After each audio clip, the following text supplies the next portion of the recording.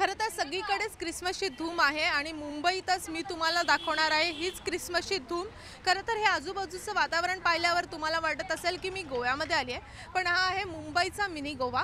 मी आली आहे बँद्रातल्या चॅपल रोडवर। हा चॅपल रोड म्हणजे इथल्या ईस्ट इंडियन कम्युनिटीजची बरीचशी घरं आहेत आणि इथे छोटीशी गोवाच यांनी बसवलेला आहे।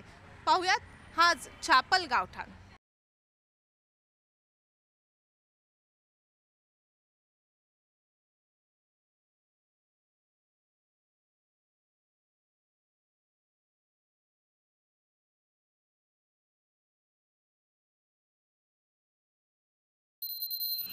हिल रोडवरून सेंट पीटर्स रोडवर वळताच पुढे दोन छोट्या गल्ल्या लागतात। याच दोन गल्ल्यात वसलंय हे छोटंसं चॅपल रोडवरचं गावठाण। या रस्त्यावर दुतर्फा छोटीशी टुमदार आणि तितकीच पारंपरिक असलेली घरं आहेत। ही घरं पाहिली की अगदी गोव्यात आल्याचाच भास होतो। त्याशिवाय परिसरातील सगळ्या भिंती ग्राफिटीनं सुंदरपणे सजल्यात। तसेच प्रत्येक अंगणात पारंपरिक सजावटही केली आहे।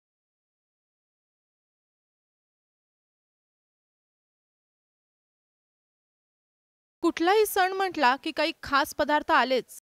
तसंच चॅपल रोडवरही आम्हाला एक काकू खास पारंपरिक पदार्थ विकताना दिसल्या। इथे प्रत्येक घरात क्रिसमसच्या तयारीची फराळाची लगबग सुरू आहे।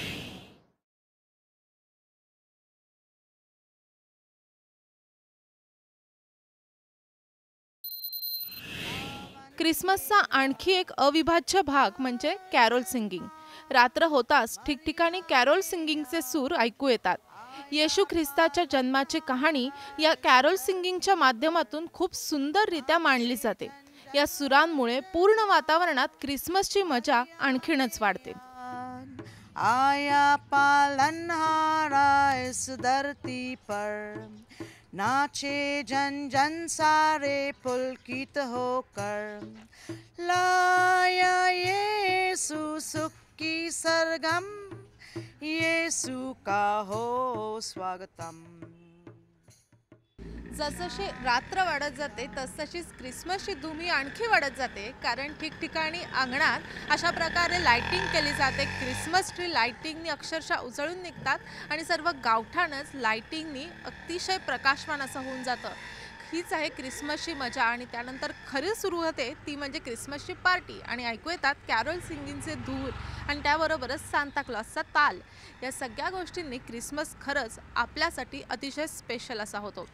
आजच्या एपिसोडमध्ये वेळ झाली इथेच थांबण्याची, मात्र उद्या भेटणारच आहोत आणखी काहीतरी स्पेशल घेऊन। तोपर्यंत तुम्ही पाहत राहा ABP माझा।